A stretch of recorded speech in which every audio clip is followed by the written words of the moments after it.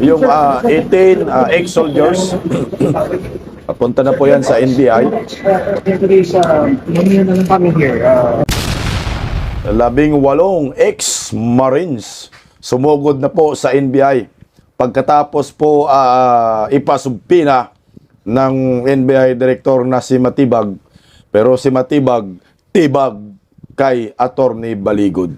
Kasama po si Attorney Baligod diyan sa NBI. Marami po siyang nilinaw patungkol po sa kasinungalingan ng NBI Director na ito na traidor. Traidor kay former President Rodrigo Roa Duterte. Nagkaroon ng puwang sa politika dahil kay Tatay Digong. Believe rin po ako dito sa mga mga 18 ex-soldiers po.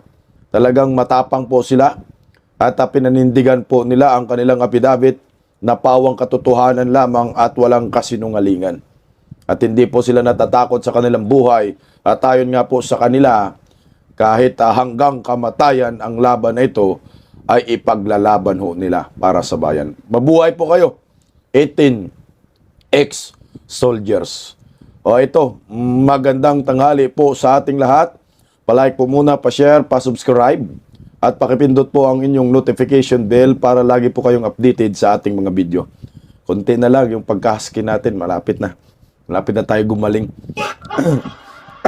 Excuse me po. At syempre, wag po nating kalimutan ang Bisdak Historiador, pangalawang YouTube channel po natin, reserve channel po. Minsan nagla-live po ako dyan. Mabuhay po tayo mga Pilipino. Oh, ito na nga ho. Kamakailan ay pinapatawag ng NBI ang 18 ex-soldiers para ipaliwanag yung kanilang mga subpina.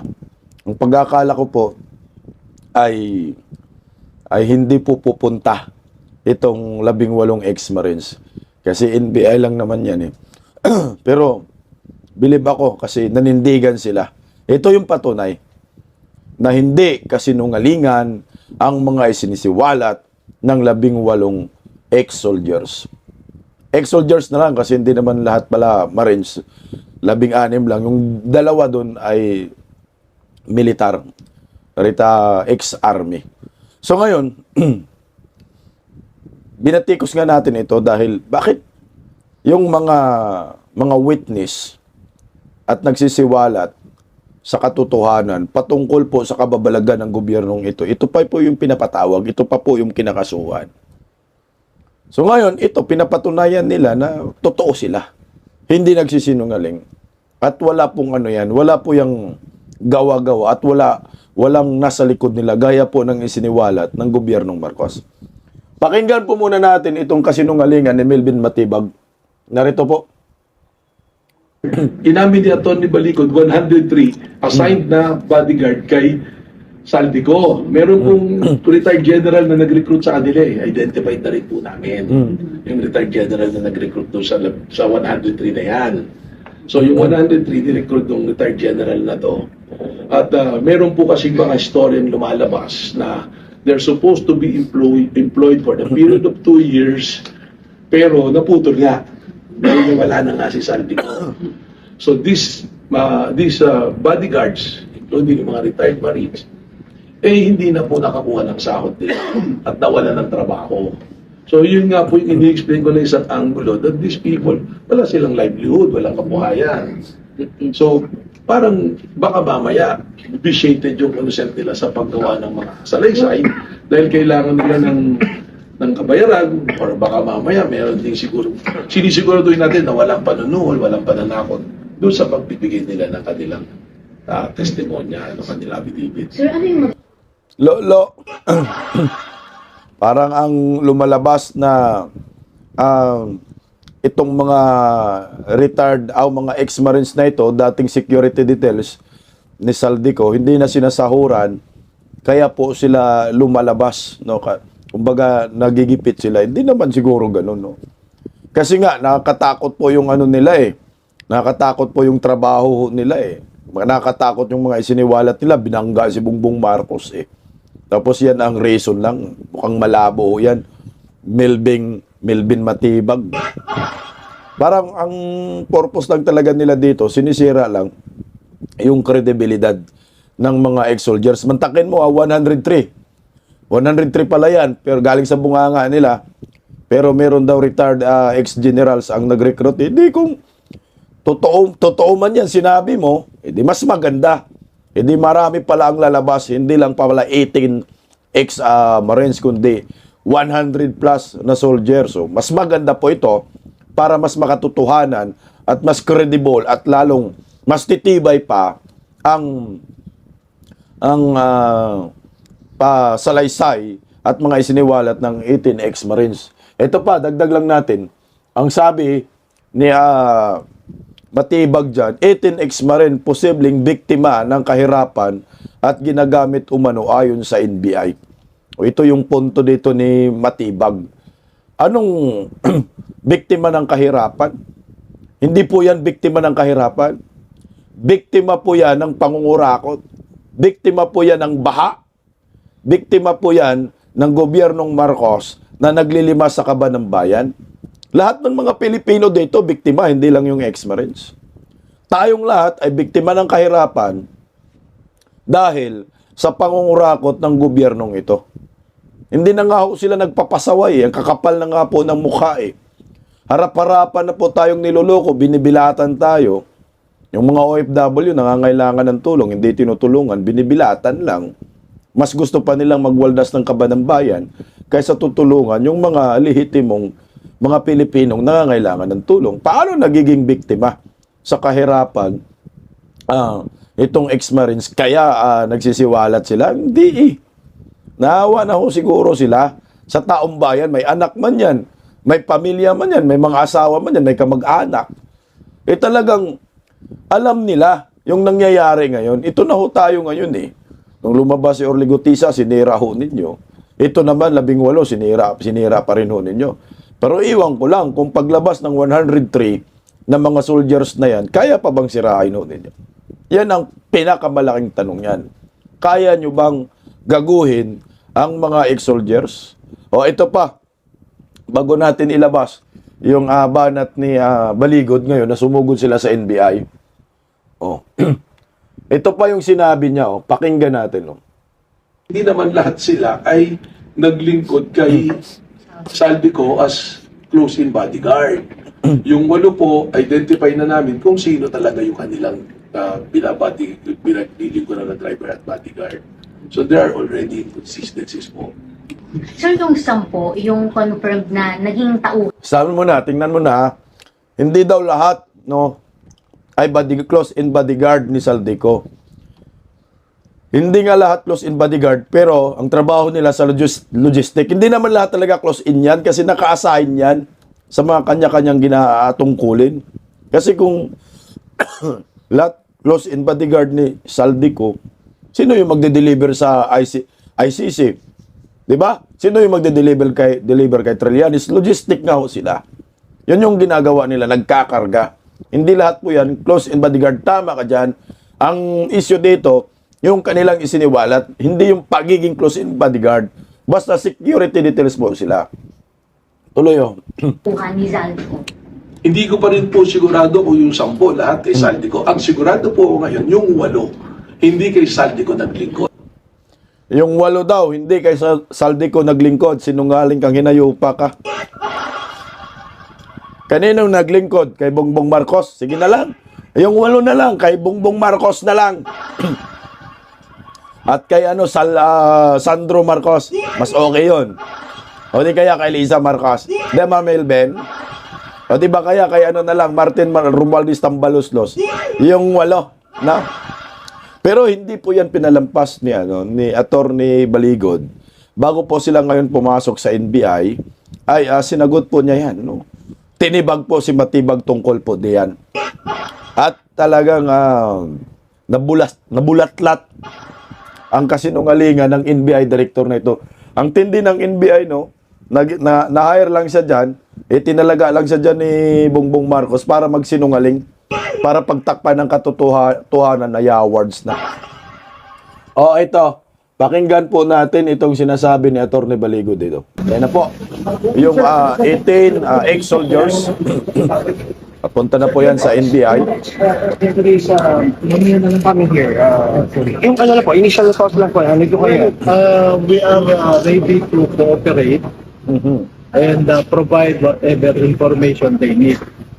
But I look at the subpoena and it appears that what NBI wants to know is the background of the 18. So we will provide all the informations. Kasi may sinasabi si Direk. Stop muna, no? Mantakin mo, background lang pala yung gusto nilang malalaman ng NBI. Background check lang. Paano yung nilalaman ng affidavit? Hindi po ninyo tatalakayin. Kasi yun lang daw nakalagay sa subpoena. Iba background check itong 18 ex-soldiers. So, ibig sabihin nito, ang purpose lamang ng NBI ay sirain yung kredibilidad ng mga to. Pero hindi ngayon yung issue eh.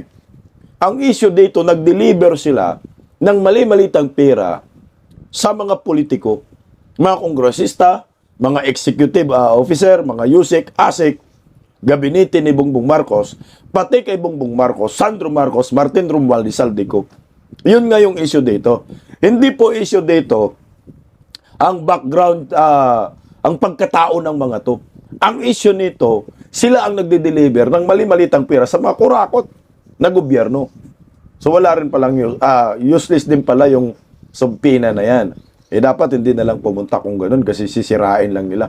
Pero ito, mas maganda na lang din at pumunta sila para maribat din ng kampo ng 18 ex-soldiers ang mga paratang ni Baligod. Kagaya yung sinabi niya na 8 daw doon ay hindi empleyado, no? At hindi daw totoong mga sundalo. Ito, pakinggan natin si Baligod. Sector na 8 daw hindi Marines or APAC, no? So we will provide their serial numbers. Ayan, Ang sabi, yung 8 daw ay hindi empleyado ni Saldico. Saldico. So we will provide their identification cards signed by Saldico na empleyado sila. So mamaya kung ano yung mangyayari, i-feed namin sa inyo. Yung 4 daw sir na hindi naman daw po Marines, kundi driver, bodyguard lang po. Hindi, lahat ng 18 na ito, as we said, 16 were former Marines, 2 were former Philippine Army. Sir, Maliwanag naman yan sa affidavit. ready din po mag-file ng separate na salaysay itong 18 kasi yung sa isang affidavit lang po parang yung kine-question yun eh. Alam nyo, kaya nga may tinatawag tayong joint affidavit kasi kung may common knowledge, pwedeng pagsamahin. Diba?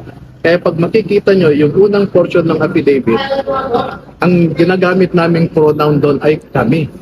Kasi lahat sila empleyado. Pero pagkadating doon sa mga nag-deliver, nakalagay naman specific doon. Kami, Tube, etc. So, specific yun. No? Yung 18 ex-Marines today pupunta. Okay. Ito na kami. Ayan na po. Ma'am, segundo lang. Ayan na, oh. Grabe ang tapang nila. Mabuhay po kayo, 18 ex-Marines, o ex-soldiers. Attorney Baligod, mabuhay po kayo. O ngayon, mas malinaw na po sa atin. Lahat ng mga yan ay hindi ordinaryong mga witness. Yung 16, ex-Marines. Yung 2 ay ex-militar. O ito na, Philippine Army. Wala na tayo ngayon. Malinaw na sinungaling si Melvin Matibag. Sino ang paniniwalaan natin? Yung abogado na may hawak ng kaso, lahat ng identification, hawak ni Baligod. Ang sabi hindi empleyado, ito, employee's ID. May pirma si Saldico. Narito ipakita namin. Sabi bodyguard driver lang. Hindi. Ex-Marines, nandito serial number nila. Madali mga yan patunayan. Kailangan lang po nila magpakita ng kanilang mga serial number sa pagiging ex-Marines, sa pagiging Philippine Army. So ngayon, hirap na hirap ang gobyernong ito paano i-rebat, paano pasinungalingan ang mga affidavit ng 18 ex-soldiers. Ayan po yung malinaw dyan. Kasi pag sinabi mong ex-Marines, hindi daw Marines yung 2, hindi sundalo.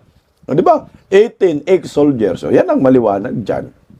Kasi nga, napakaraming tao ang involved dito.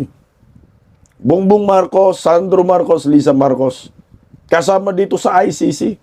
Nangyayari kay Tatay Digong, pinunduhan din ng mali-malitang pera.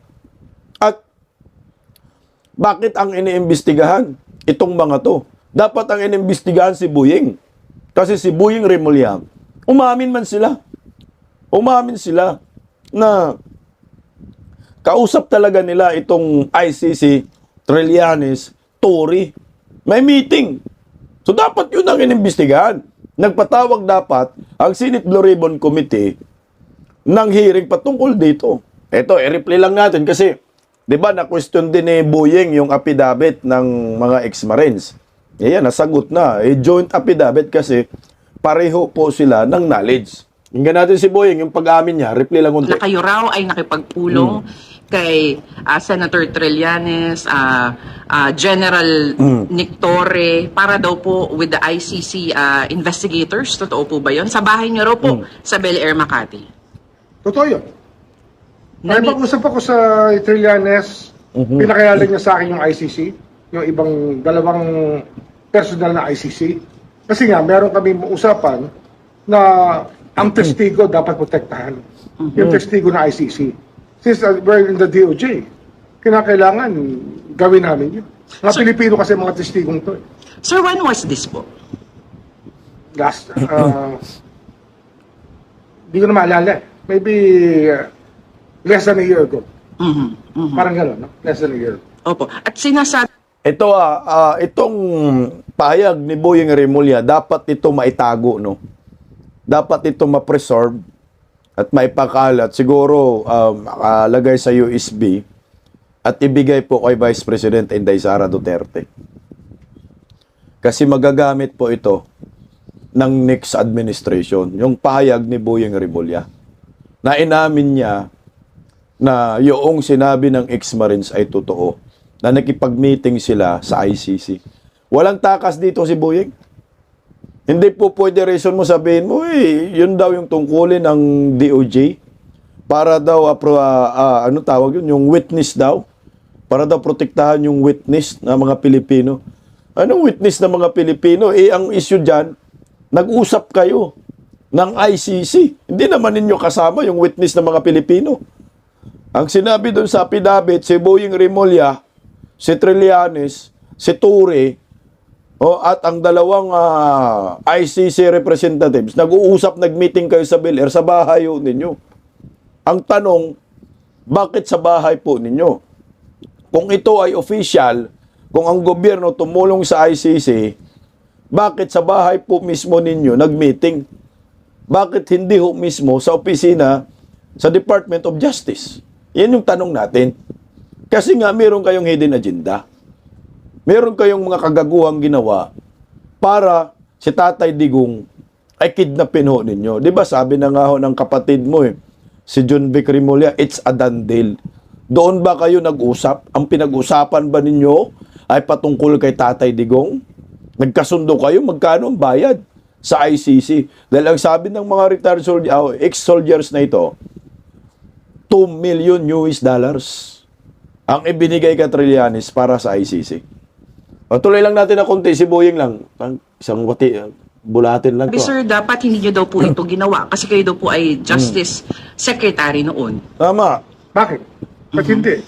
Ang nakasalalay dito, buhay ng mga testigo. Uy! Kailangan protektahan natin ang tao hanggat kaya natin. Kasi sir, ang sinabi Buhay ng mga testigo, hindi dapat mga testigo, di umano, mga peking testigo ang kinausap mo. Bakit ICC ang kausap mo at si Trillanes? Ano ba ang pinag-usapan ninyo? Palusot kayong wala na yung... daw po is hindi na daw po makikipag-ugnayan ang Pilipinas sa ICC. Tagal na yun. Nagbago na lahat Nagbago na lahat. Alam naman natin. Pero sir, Dali ka pa rin dito, Boying, kasi nga, kahit sabihin mo, matagal na yun, no? Kasi, di ba, sinungaling sila budol-budol sila. Hindi ka pa rin pwede makipag-coordinate sa ICC, makipag-ugnayan, dahil hindi na ho tayo membro ng ICC. Except na lang kung talagang bumalik na tayo sa ICC. Pero hindi tayo membro, foul ka dun. Kaya itong mga pahayag na to ni Boying Remulla, magagamit to ni Inday Sara kulong din to. Sir, kung yun po totoo, baka isipin po ng iba, totoo din po yung iba pong bahagi ng Hindi affidavit. totoo yun. Wow. Hindi ko alam ha. Pero yung mga sinasabi nga doon, sinasabi ko, ang gagawin namin dito, sasabihin namin kay Baligon na mag-produce yan ng 18 iba't ibang affidavit. Para alam natin kung ano talaga ang personal knowledge ng bawat isang tao.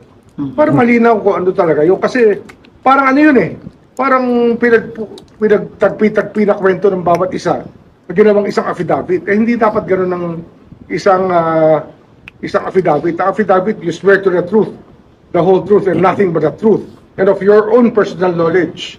Yan ang challenge natin. Sinagot na rin yan ni Attorney Baligod. Joint knowledge yun.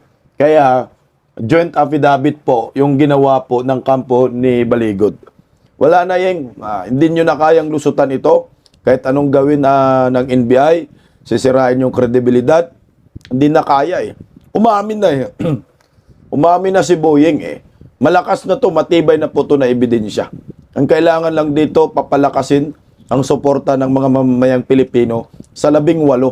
Kasi, pag inamin ni Boyeng ng ombudsman, yung affidavit ng ex-soldiers na ito, isa lang ang ibig sabihin yan. Lahat yan ay totoo. Hindi po pwede sabihin mo na hindi totoo. Tingnan mo yung malagang topic no statement patungkol sa ICC. Yun ang inamin mo.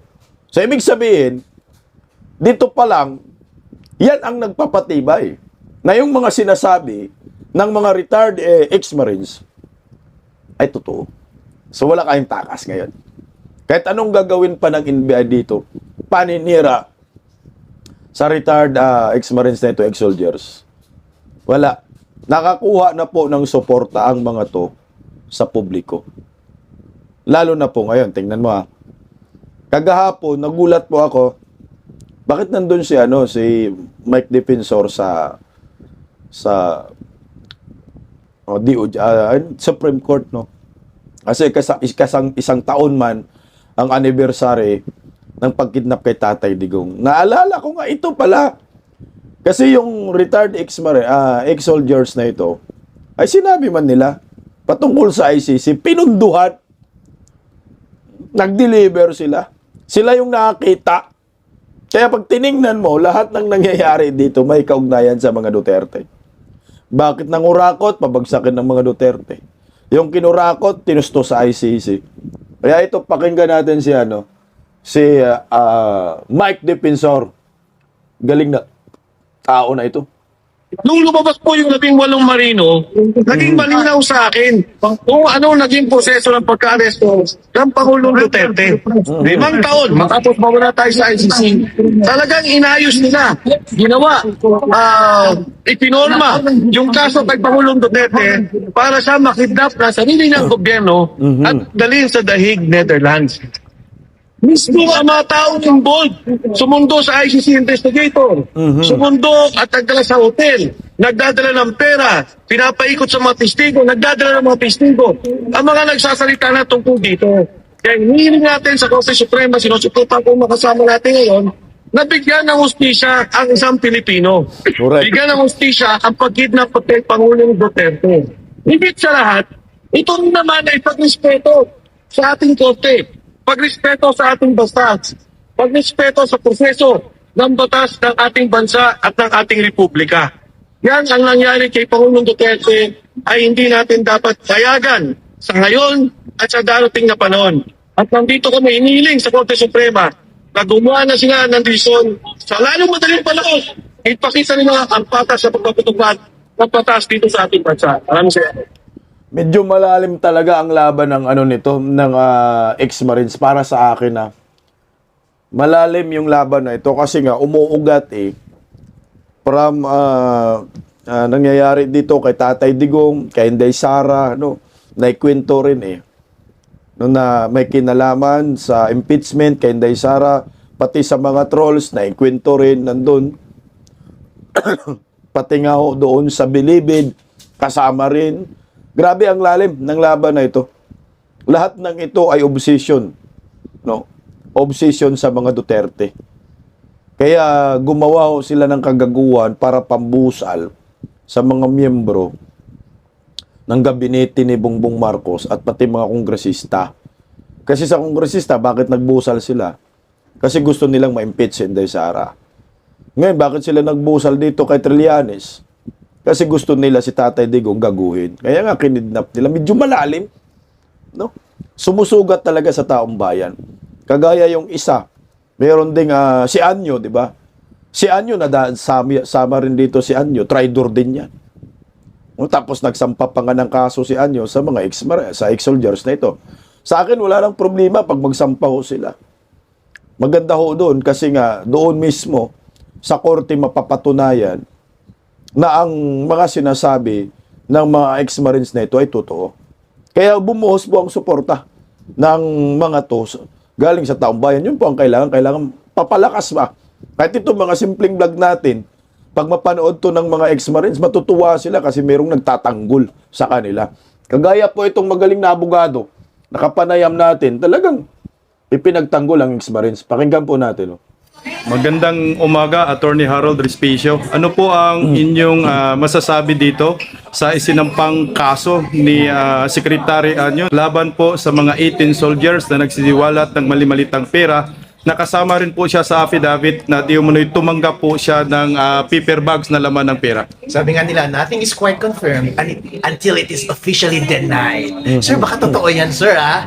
Yung kaso na isinampa ninyo ay unlawful utterances. Ibig sabihin, pagpapakalat ng fake news na maaring mag-destabilize ng security of the state. As a matter of fact, yan din yung kinaso sa akin ng COMELEC nung ibinulgar ko yung mga posibleng katiwalian sa mga automated counting machines. Pero tandaan natin, every time na nagsasalita tayo at kinikriticize natin ang government sa mga bagay-bagay na naobserbahan natin na maaari nilang pagkukulang sa kanilang serbisyo, hindi po yan unlawful. Yan po yan ay freedom of speech.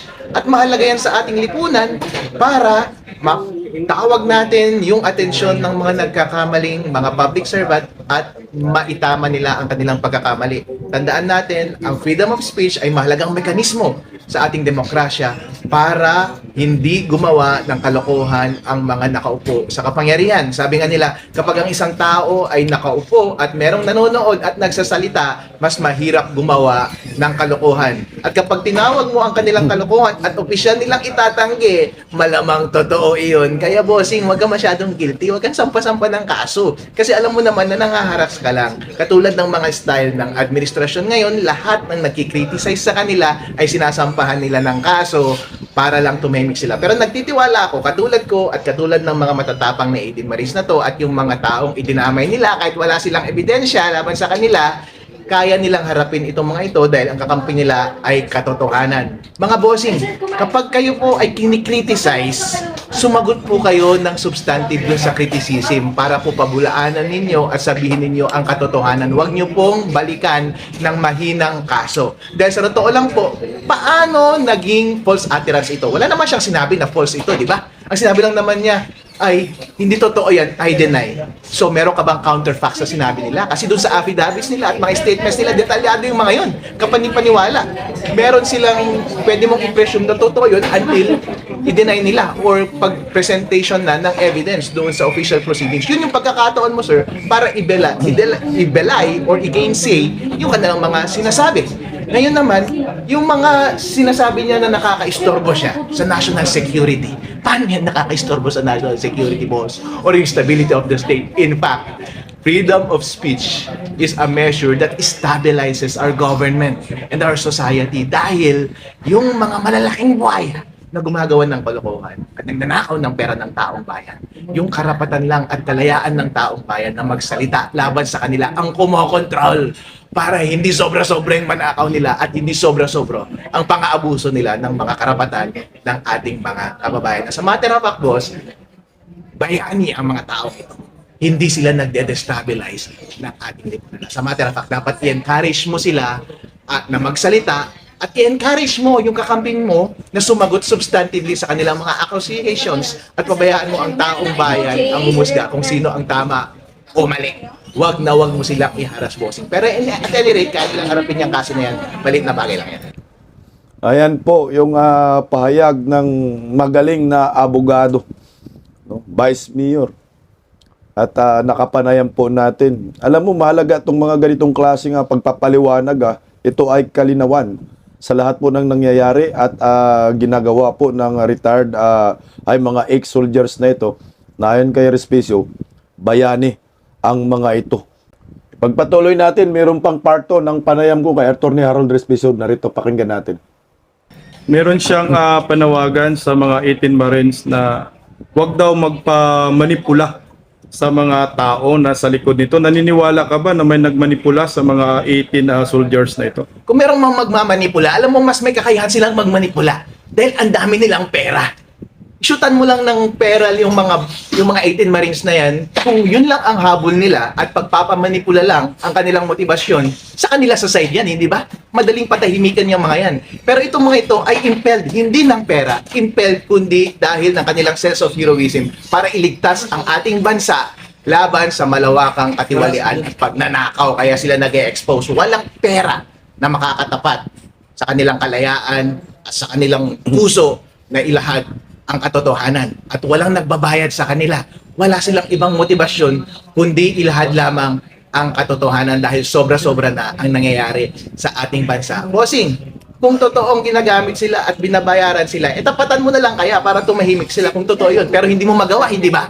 Dahil ang katotohanan yan ay walang ibang bagay na nagbo-motivate sa kanila kundi ang kanilang nais lamang na maglahad ng katotohanan. At yan ay hindi mo mabibili. Panawagan na lang po sa maraming Pilipino na nakatutok dito sa isyong ito. Mga kababayan, bantayan po natin ang mga impormasyon na lumalabas na ito. Ako po mismo ang nagsasabing sa inyo, kapag may mga ganitong impormasyon na lumalabas at consistent naman, everything fits at backed up naman ng detalye, backed up pa ng picture. At ang dami nating nakikita na ebidensya na lumalabas. At corroborated ng testimonya ni Gutesa, corroborated lahat ng testimonya na nandun sa Senado at Kongreso. Hindi mo ba paniniwalaan itong mga bagay na ito? Anong mas paniniwalaan mo? Yung mga impormasyon na nagtutugma-tugma o yung plain denial ng palasyo? Lahat na ng ebidensya ng pagnanakaw ay nandito na. Bakit pa tayo maniniwala sa kanila sa kanilang plain na pagtanggi na wala naman silang pinapresenta na substantive fact para pabulaanan yung mga sinasabi ng mga statements ng mga 18 Marines at ng kanilang mga kasama.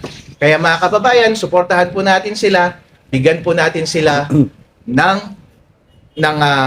tenga at pakinggan po natin sila at linisin po natin ang ating pag-iisip. Isipin po natin ang motibasyon na nasa likod ng mga tao ito, yung nasa side ng mga Marines at nasa side ng gobyerno ngayon. Ano ang motivation nila? Itong mga Marines na ito at anilang mga kasama at sumusuporta sa kanila, walang ibang motivation dahil walang pera dyan.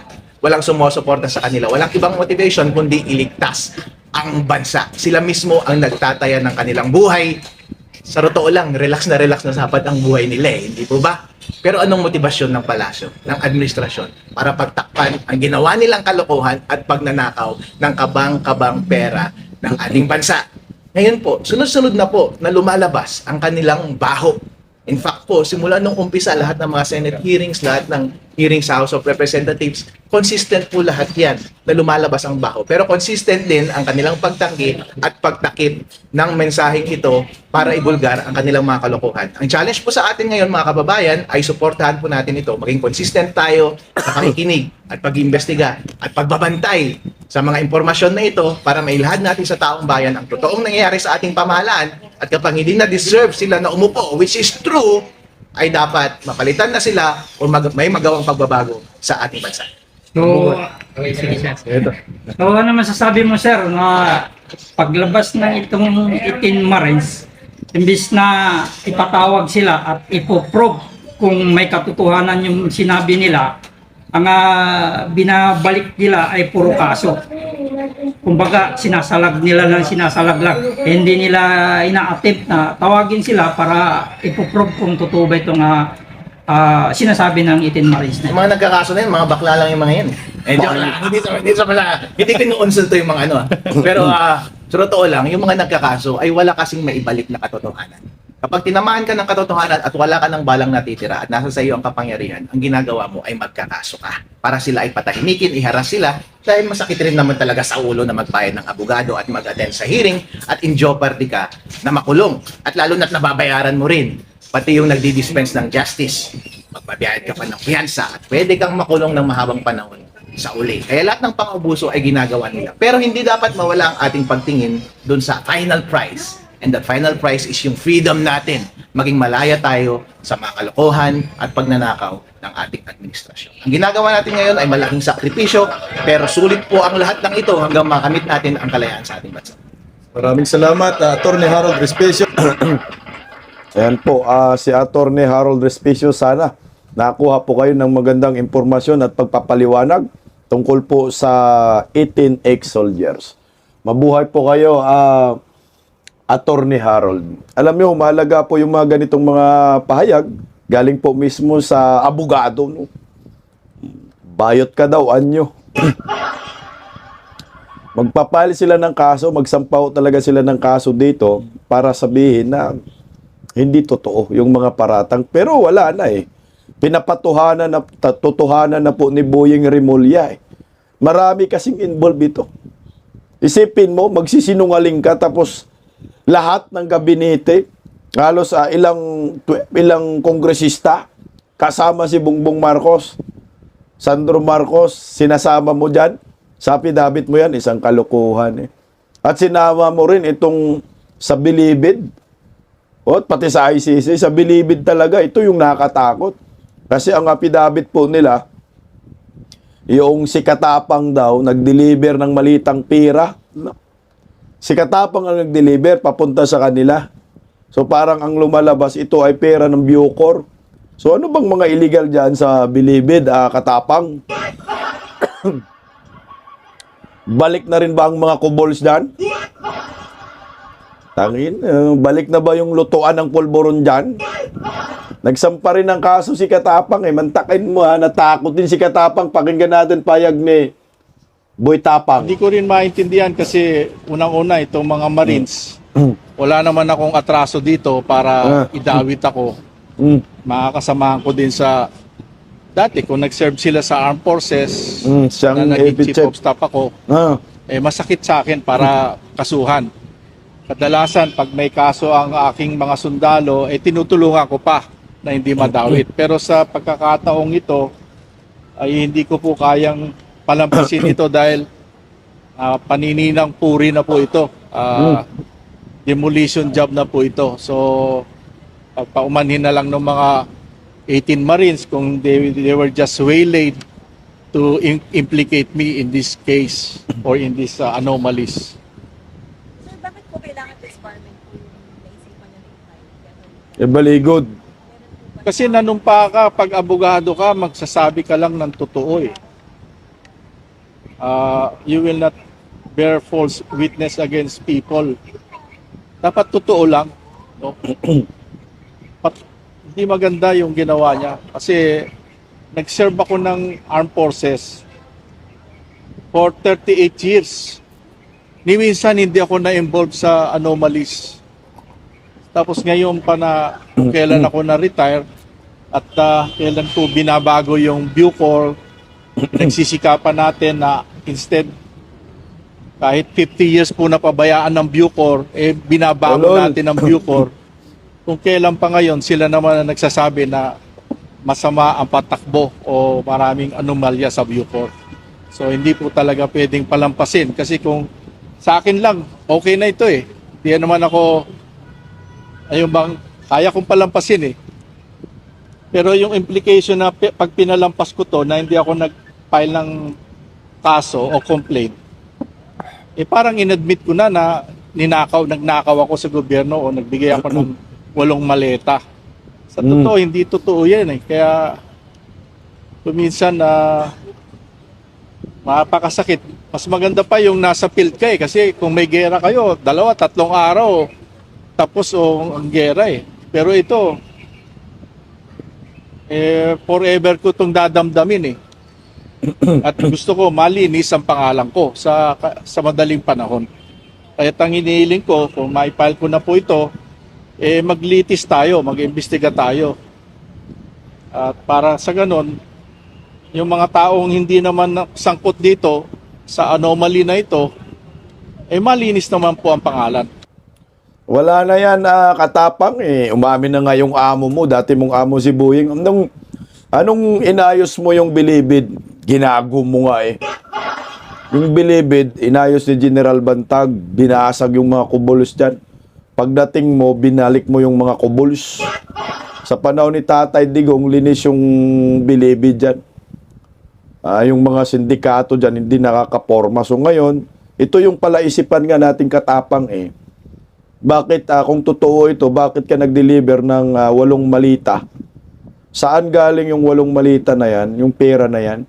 Kung totoo ha, galing ba yan sa pulbos? O bumalik yung kubols? O gumawa ka ng pagkakitaan dyan, utos sa'yo ni Bangag? Tapos, disbarment case labang kay Baligod? Layo naman. Ang abogado kasi, magpa-abogado lang yan. Kung merong kliyente na lalapit sa kanila, ay siyempre, haharap po ang mga yan at mag-aabogado. Tsaka karapatan na nila yan. Tungkulin niya ng mga abogado na ipagtanggol ang sinumang mga kliyente na lumalapit sa kanila at sa tingin ng mga kliyente na yan ay inaapi sila. At kailangan po nila, kagaya yung affidavit, di ba? May mga affidavit naman at nagpaliwanag nga, kunti lang.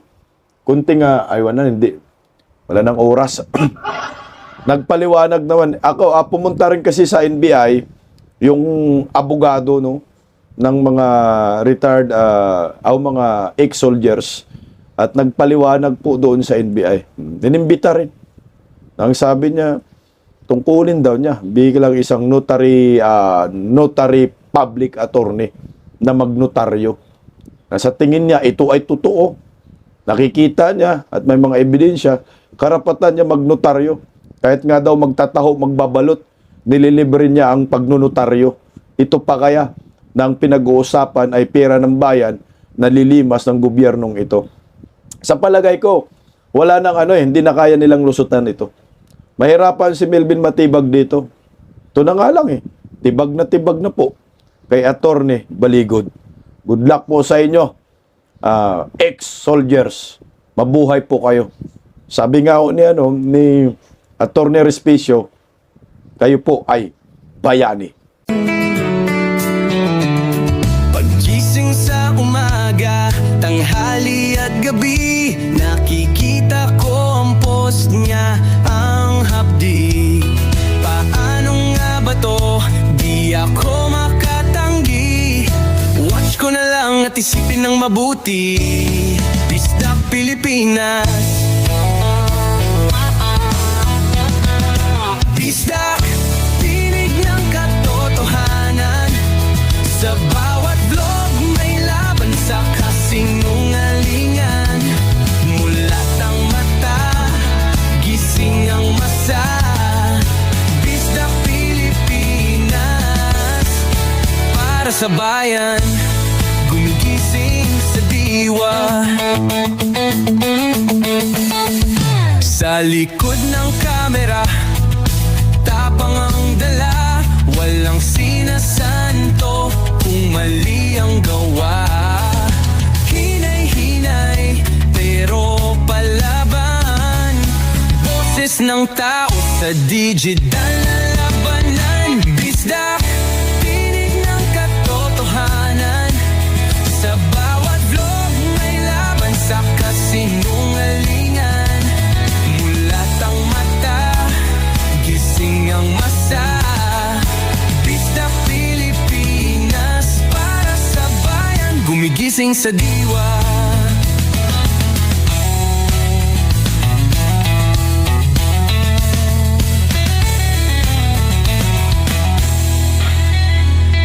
Hindi artista, hindi politiko, pero ang katotohanan, sigaw niya ay buo. Sa YouTube o Facebook man siya makita, may aral ka pa rin, may uri sa bawat salita. Bisdak, gising sa katotohanan, di lang kwento, kundi panawagan. Sa bawat Pilipinong naghahanap ng liwanag, Bisdak Pilipinas, kasama sa pagbangon ng bayan.